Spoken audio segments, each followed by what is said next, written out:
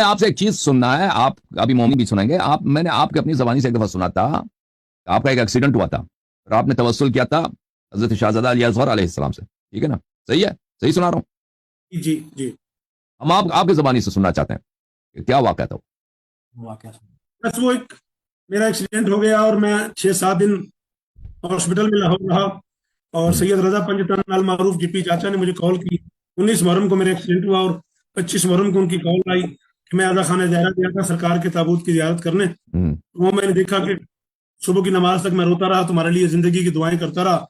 اور صبح میں نے مصلی پہ جب میری آنکھ لگ گئی اور میں نے خواب میں دیکھا کہ ایک بہت بڑا میدان ہے اور اس میں ایک سردار موجود ہے، اور انہوں نے کسی سے پوچھا کہ شوکت کو لے آئے ہو؟